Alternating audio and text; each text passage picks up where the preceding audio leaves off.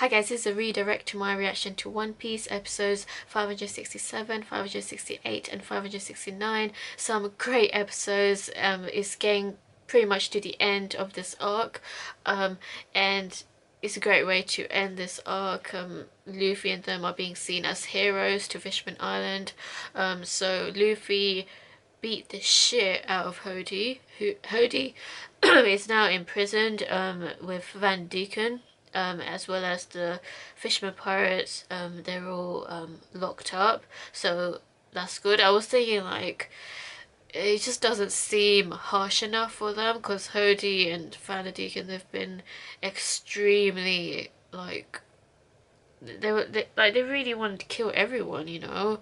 So giving just imprisoning them, it just doesn't seem harsh enough, considering everything that they did to this island. Like, they killed Otohime, who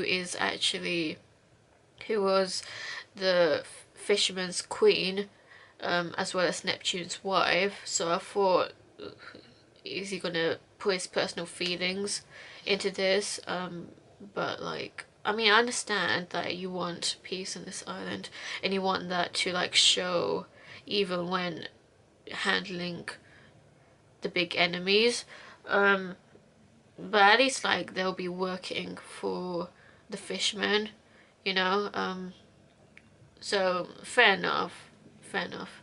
Anyway, so the Noah was still falling on the island, so everyone was still panicking.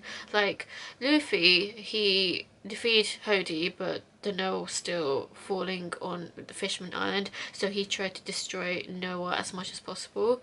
And he did actually wreck at least half of it or a quarter of it. I don't know the amount that he has made, but the amount of damage he made on the ship, but it was quite a bunch of damage that he did. So he used armament Haki Gatling gun on the ship after wrecking Hody.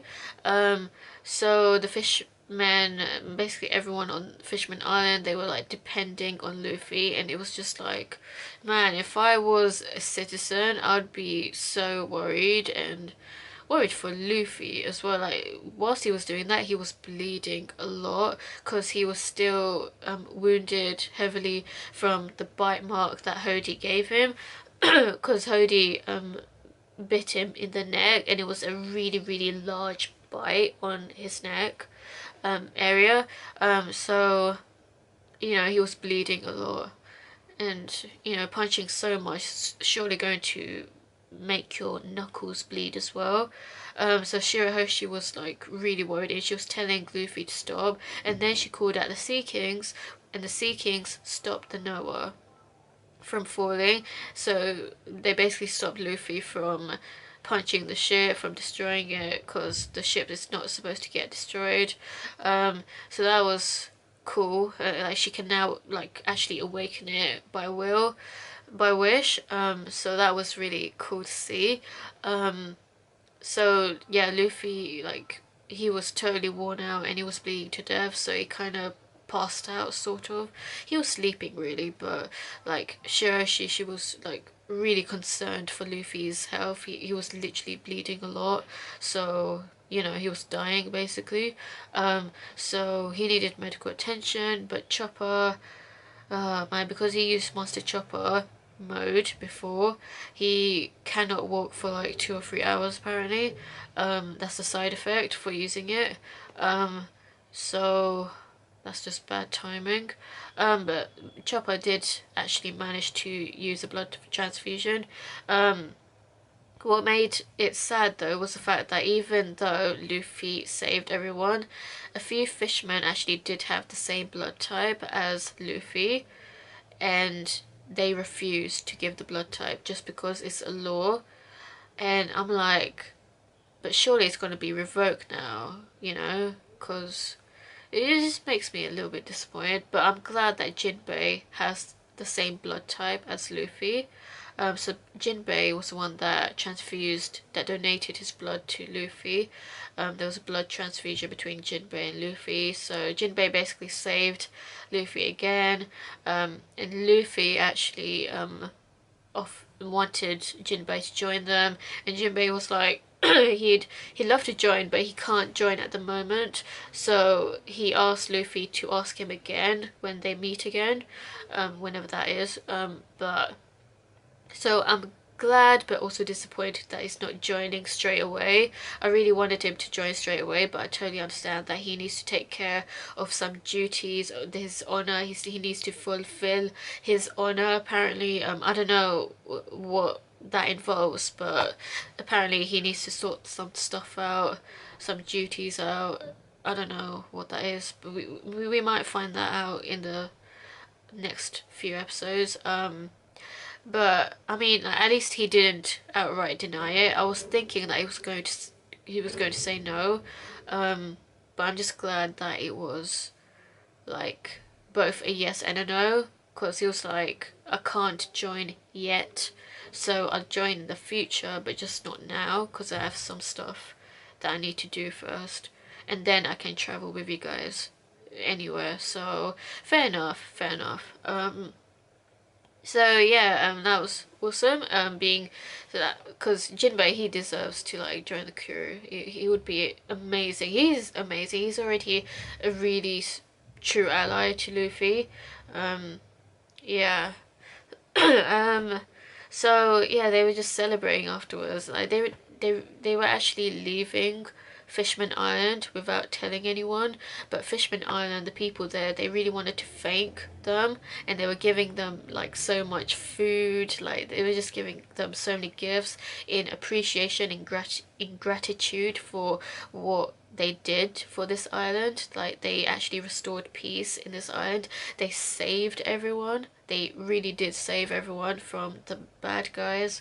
So they were really thankful. But the Strawhat Pirates, they did not want to see themselves as heroes. They don't like the concept of being a hero. Fair enough. It's all a humble duty, you know, but you guys do deserve at least some sort of gift, to be honest, considering the amount of hard work and effort you put into like wrecking Hody and the Fishman Pirates, you know. So Luffy was happy that Neptune at least invited them to a feast, and like it was nice to see them enjoying themselves after, because they do deserve it. They deserve having a celebration, a party, and just enjoying themselves, you know, because after all that hard work, you know, I'd want some food. So yeah, that was awesome. I was thinking, like, when the woman was singing and there was like this whole show going on, it felt a little bit filler, so just let me know if that part was filler. And also, the song that the woman was singing in, the female fisherman that was singing, it sounded like an actual song. Dancing in the River, I think that's what it's called. It just sounded so familiar. So let me know if that's an actual real song, if I was actually correct in that it was an actual song, because she was singing in English, and I'm pretty sure that's an English jazz song that I've heard in the past in one of the music shows. I believe I heard that in X Factor, one of the contestants, I don't know. I swear I heard that song somewhere. But she was sort of like humming it. Anyway, yeah, that was awesome. Damn, that last part though. So the last part, oh man, that was kind of shocking, but it totally makes sense. How could I not see this coming? So Robin wanted to have a private chat with King Neptune about who Joy Boy was. So Joy Boy, he pretty much owned the Noah, I guess. So Joy Boy was someone, he was actually a human, I think, someone from the surface, who who lived during the Void Century. So he lived like 800 years ago, so that was a very long time ago, and he broke a promise. So the poneglyph that Robin read in a few episodes ago was a poneglyph from Joy Boy apologizing to the former Mermaid Princess of his time.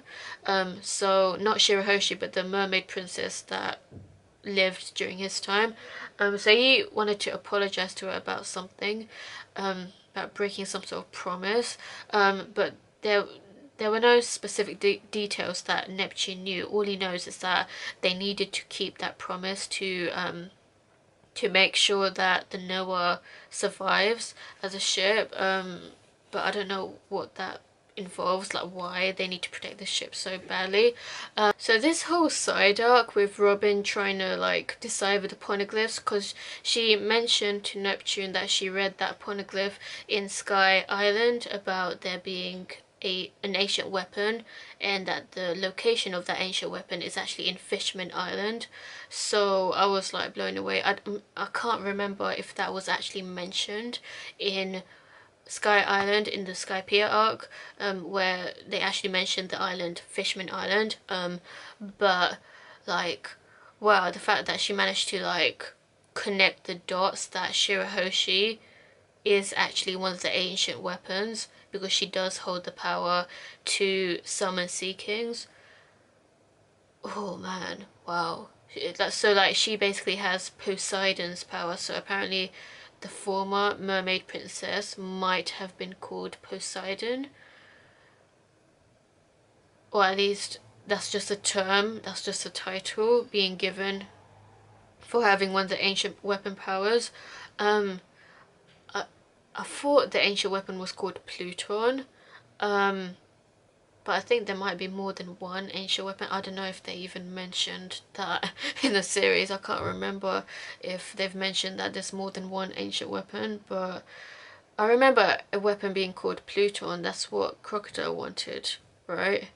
So Poseidon is another one, and that's the power that Shirahoshi holds. So she's OP as hell. Okay, wow, come on, I don't know, that just blew me away. It's so mind-boggling, but I don't know where this whole storyline is gonna go, whether Robin is going to decipher more poneglyphs in future arcs and try to like piece it together, like where all of the ancient weapons are in which locations. So one is in Fishman Island. That's what we do know, and we also know about Raftel. I remember about Raftel. Raftel is, oh man, I can't remember. Oh, it was such a long time ago. But there's something about like needing to go to Raftel for like the last piece or something, or the other ancient weapon. Can someone remind me? That was such a long time ago.